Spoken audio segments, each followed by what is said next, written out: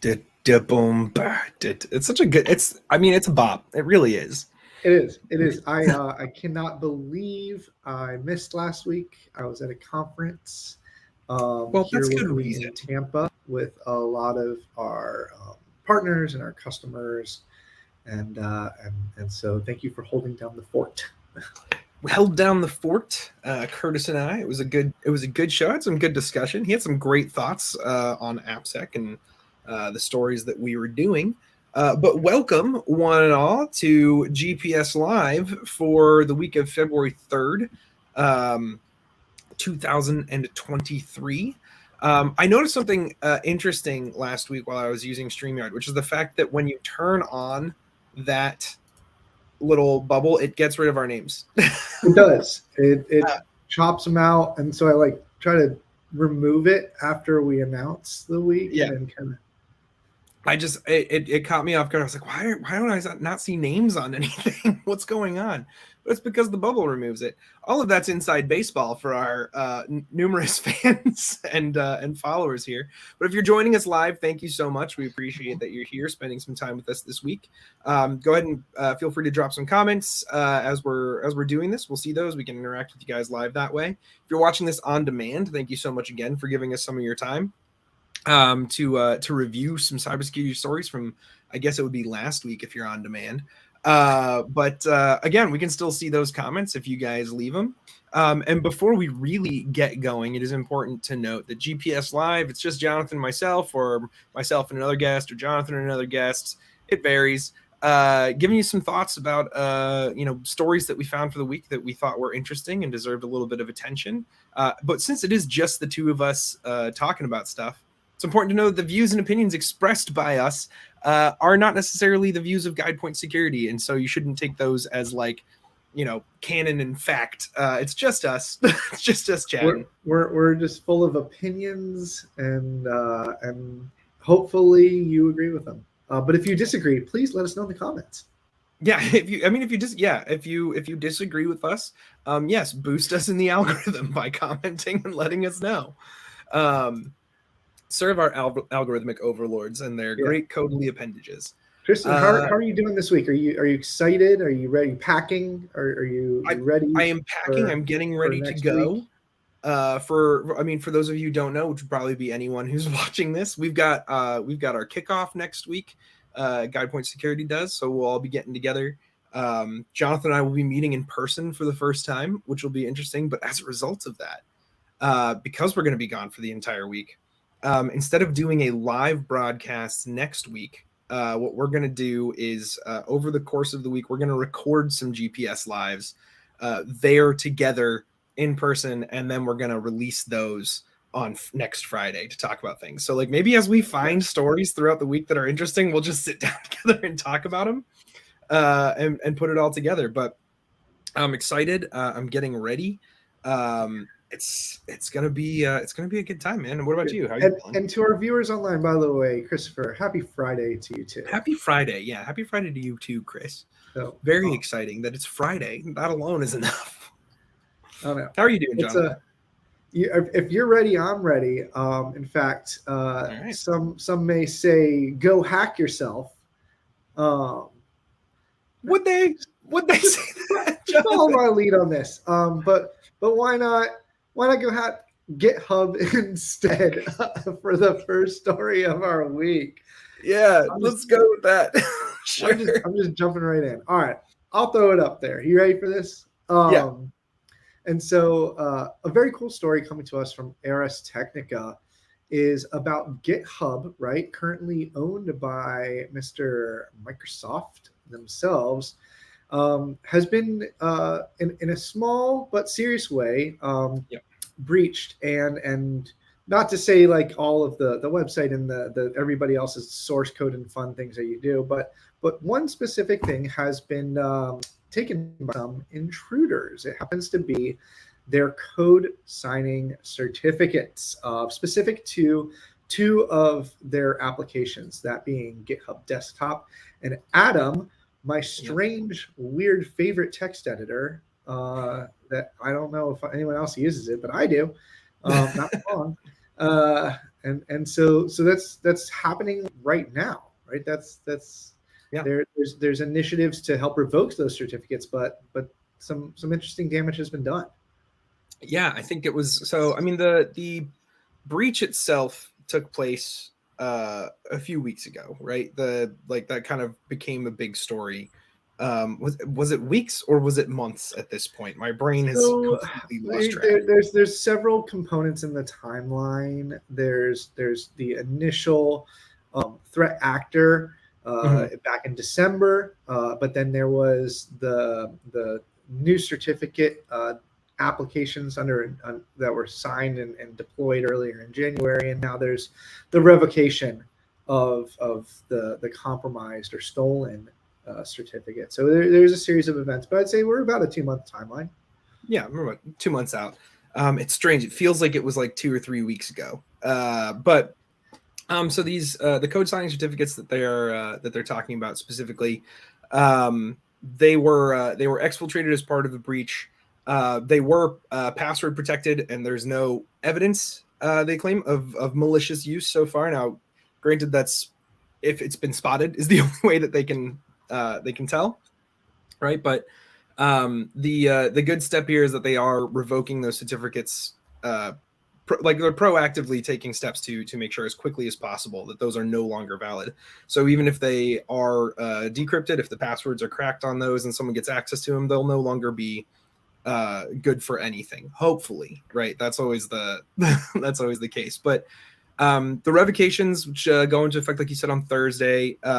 This is pretty much mostly for desktop and Atom for Mac, right? Like desktop for Windows is not affected, which is important.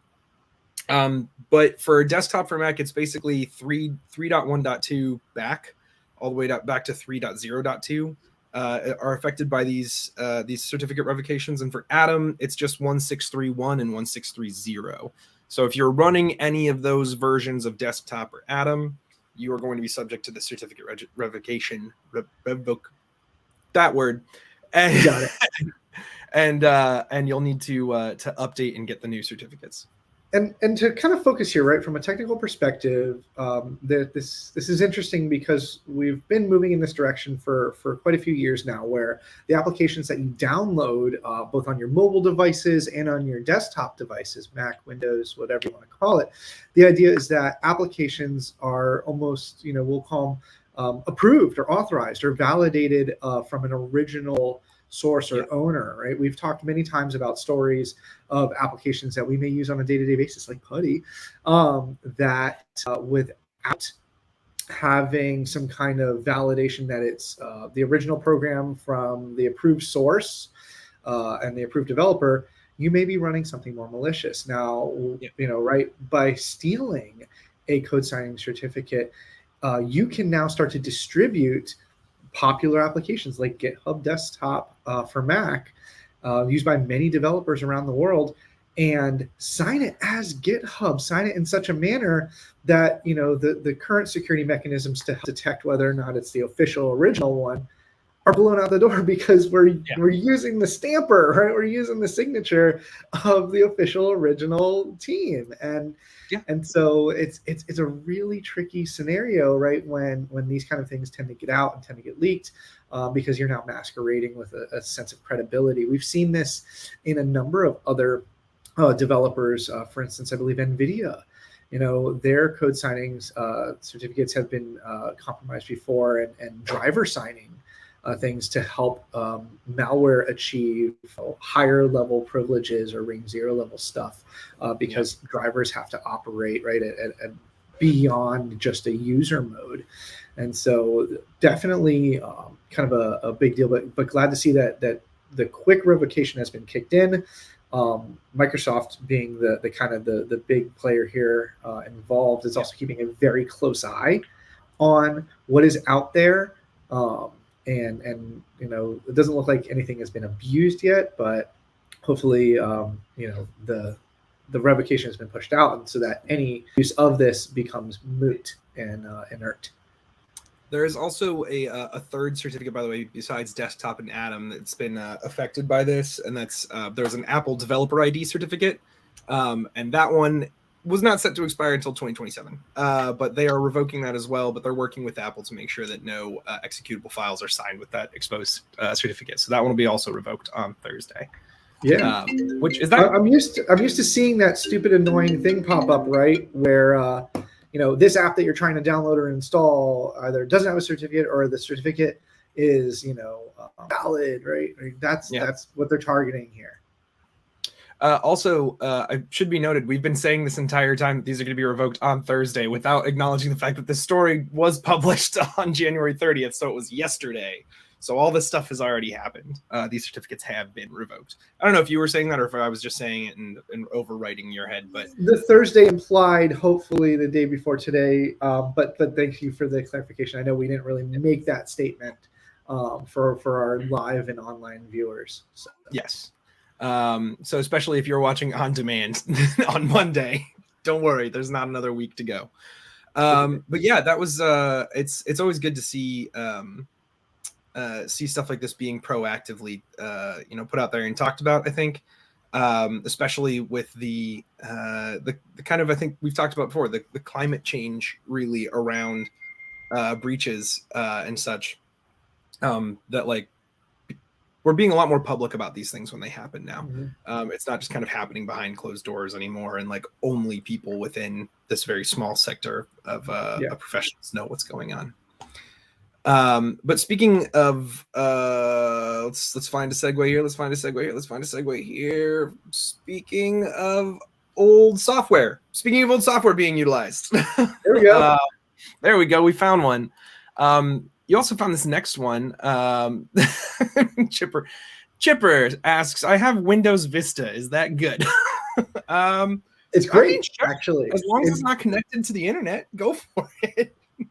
Some would say it's almost impressive that you have Vista. Yeah. Impressive. So my video is getting a little bit choppier. If it gets too choppy, please someone let me know, and I will try and figure out why that's happening. But I'm not going to dedicate too much time to it right now. But this next story, TrickGate. TrickGate has been around for a bit, bypassing EDR since 2016. But over the last couple of years, this story, which comes to us from infosecurity-magazine.com, some research has come out that over the last 2 years, suggesting that several threat actors from groups like Emotet, Revil, Maze, and others have been using TrickGate to deploy their malware. All the usual suspects that we've been talking about for months here on the show. Yeah, all the ones that we know by name. I do think it's interesting. The range that they have here, though, is the researchers, Checkpoint Research, who released this, estimate that throughout the last 2 years, the threat actors have conducted between 40 and 650 attacks per week using TrickGate. That is a range. I would love to see an average number on that. But 40 to 650 attacks per week using TrickGate. So, Jonathan, you found this story. So what was it that stuck out about this one to you?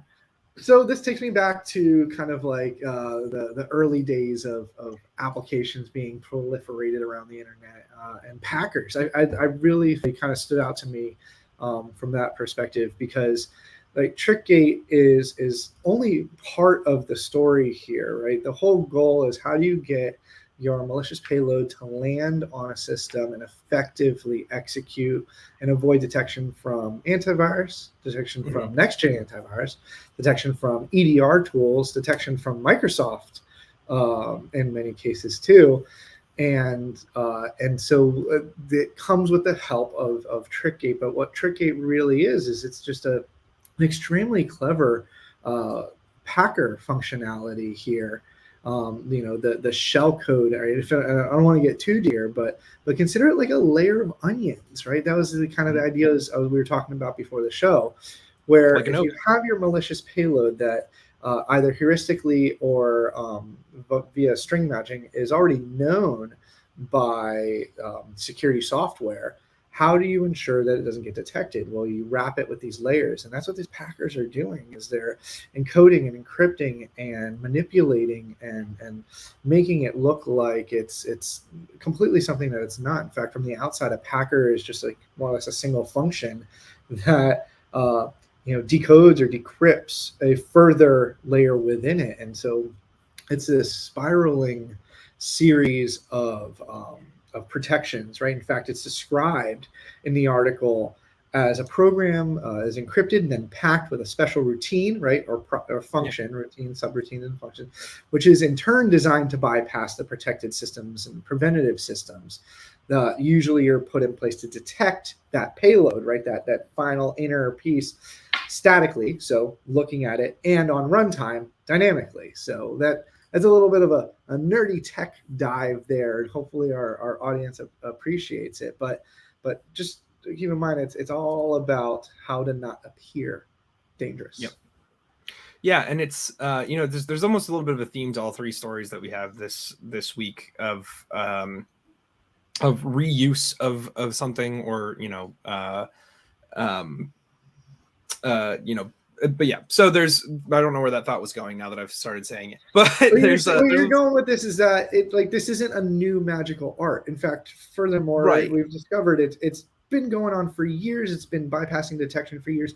And the crazy part is that all of these criminal gangs are still using it. They're still using it, and they're all using it no matter what they're up to help get their malware implanted. Yeah, that's true. Yeah. And it's also, you go back to, like, if we talk again about the GitHub and, code signing, we talked a little bit in there about like making an application appear like something that it's not, which is essentially TrickGate's another way of doing that. We've got the next story coming up is a little bit along those lines, but one story that I didn't bring up bring to the table when we were picking stories this week was there was an article that I read that was just it was just a breakdown of malvert and malvertising on Google Chrome, and it was and within Google, it said like the headline of the article was like, "Don't download software from a Google search anymore." Like, you can no longer just trust that, which is something that we've talked about for weeks now. Is all of these different common pieces of software being pushed to the top of Google search results by paying for ads, and people just kind of blindly trusting that they're getting what they think they're getting. And it's through things like TrickGate or leaked certificates and code signing certificates, or stolen certificates and credentials and things like that, that those pieces of software and that malvertising stuff is made to look even more legitimate than it already appears to the lay user, right? So I think it's interesting, especially when you look at TrickGate. It's been around for a while. It's been bypassing protections, like you said, for years, and yet we still have massive groups. These aren't just like people who are just like, oh, I want to release a piece of malware. I want to get. They want to go to VillainCon. Yeah, right. Like these people are trying to get the attention of Bad Horse and get into the evil league of evil, right? So like Emotet, Revil, Maze, like these are massive groups. They're still using this. It's still a problem. And I don't know the solution. Like, I don't know what the solution to this is necessarily, right? Like, because it's been around for so long, and we have much more advanced tools than we did in 2016, and yet this is still the tool of choice for attackers. It is. It's going to always be that cat and mouse, especially with deceptive technologies like Packers and what TrickGate is really playing on here. And also the fact that the ease of entry for this stuff, where you take your malicious payload developed by your malware team and you simply just run it through one of these hiders, or these Packer tools, and it just allows it to kind of be done really by anybody without a whole lot of technical prowess or ability. It's truly a challenge, and the problem is, once those methodologies are discovered, reverse engineered, flip a couple bits, change a couple things, and now suddenly we're bypassing again. On top of the fact that discovering EDR bypass in itself is a separate entity and industry, and right, targeting those research methods and then using that as part of your product line. There's a whole lot going on at both the nation state level and at the well-funded cybercrime level. So And it's it's mentioned in here in the article. It's a very short article that you can find on infosecurity-magazine.com, which, by the way, our last one was from Ars Technica for the GitHub stolen certificates. But it's mentioned in here that the package's wrapper has changed over time, or the Packers wrapper has been changing over time. It's still the same TrickGate at the core, but like the wrapper has changed, which is one of the things I think that probably makes this so such a strong choice for attackers, right? Is the fact that like the underlying functionality is still the same, but every time that we do develop rules to try and detect this, they can just change the wrapper around a little bit to try and bypass those rules. But this is all leading up to another segue, which is, speaking of changing just the underlying the overlaying bits, but leaving the underlying code the same. Our final story for this week is pretty interesting, given the fact that we just a week or two ago released the annual ransomware report from the GuidePoint Research and Intelligence team. Yeah. Which talked a little bit about trends like this for this story, and specifically about Lockbit as a gang. But this story comes to us from Bleeping Computer. But it is that the Lockbit ransomware gang has released a new encryptor, or is using a new encryptor called Lockbit Green. And it is based on the source code of the now defunct Conti, right? So Conti had a source code leak. That was another major ransomware group. They had a source code leak last year. I think it was something like 170,000 messages or something like that. More than that were internal Conti messages were leaked along with the source code for their encryptor. And they pretty quickly kind of exited the scene after that, rebranded, broke up, right? Very interesting stuff, by the way. If you do read the Grit annual ransomware report, they have a whole taxonomy breakdown that the Grit, I don't want to say the Grit team because it's the GuidePoint Research and Intelligence team, but Grit came up with a whole taxonomy this year for classifying ransomware groups based on their maturity, based on how long they've been around, how many victims they hit on a regular basis. And Conti would have been under their taxonomy, right? A long-standing group, someone who's been around for a while. But then after the source code leak, they would have moved into rebrand. And what was the other term? It's not shard, splinter. A rebrand or splinter groups, like groups that go off and offshoot from Conti and say, like, we're stealing some of their tactics, some of their code, but we're going to leave the rest behind. So Conti ransomware had some rebrands and stuff after that source code leak. But the interesting thing about this is Lockbit, which is already a very successful ransomware group, has picked up their source code and released a new encryptor based on it. Yeah. And, right, we've seen articles like this. We ran one a couple weeks ago where the reuse of other organizations, even government leaked toolings, have been proliferated for years, right? And yep. Behind the scenes, there still may be some kind of weird ransomware gang baddie club where a lot of information sharing is taking place. But this is very clear. In fact, a lot of the researchers are going in and they're analyzing samples and they're concluding, in this article, they've called out 100% based on Conti source code, right? Yep. And they're looking at the decryption algorithms and their similarities and some of the weird, unique methods that Conti was used as part of their payloads and part of their encryptor schemes. And so it's extremely clear that, with this data being leaked, others are taking advantage of it and others are jumping on it, the opportunity to help with their tooling, help with their initiatives. And so, really, we're starting to say, maybe not necessarily all these ransomware gangs are out there independently running. They're just like we saw with TrickGate, right? They're yep. all kind of using similar methodology, similar tooling, sharing or stealing from each other, right? Whatever you want to call it in some of these cases.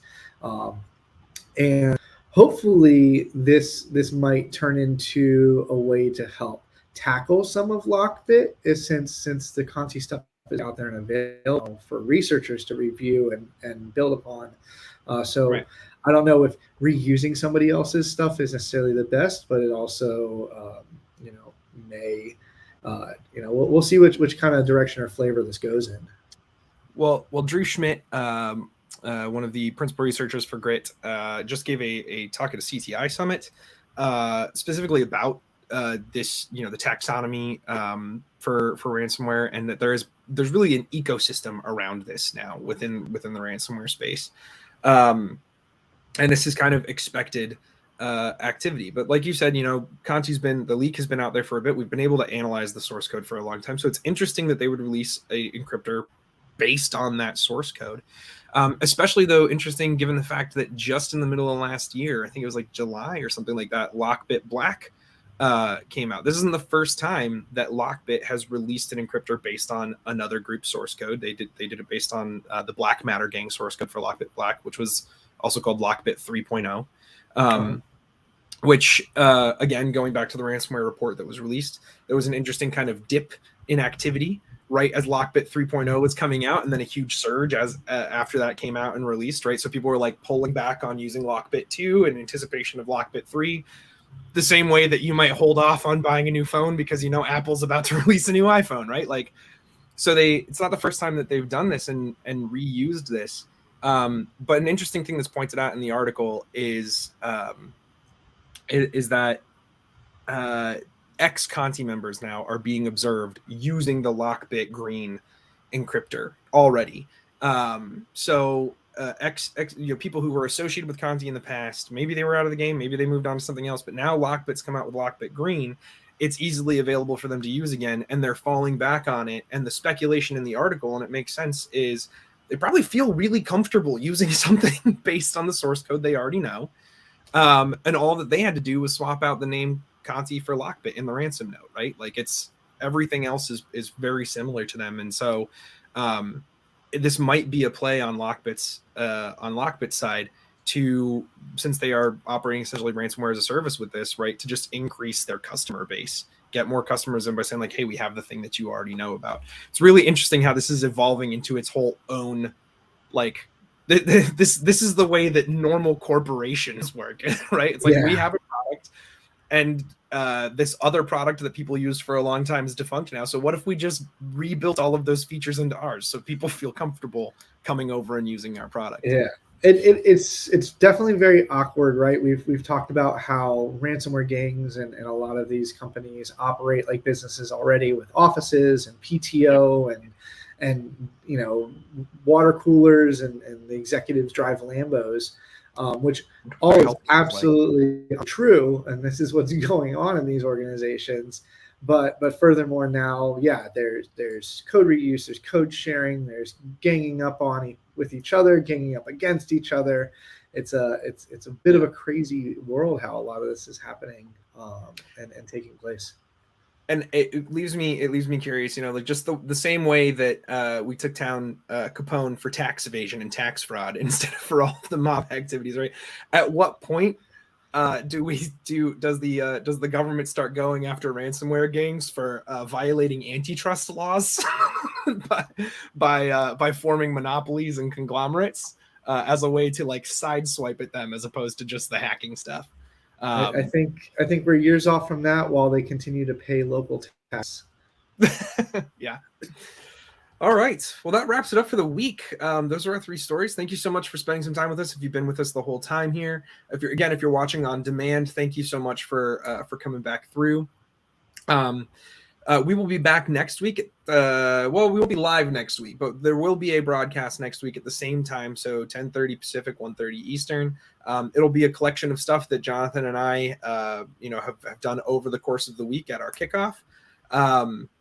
So we are looking forward to taking a little bit of a break next week, because we will be very exhausted at the end of the week, but you will still see our happy, smiling faces. Thank you again for joining us. For GuidePoint Security, I have been and will continue to be Tristan Morris. And I'm Jonathan Singer. And we will see you live in 2 weeks, but recorded in 1. Thanks so much, everybody. Have a wonderful weekend.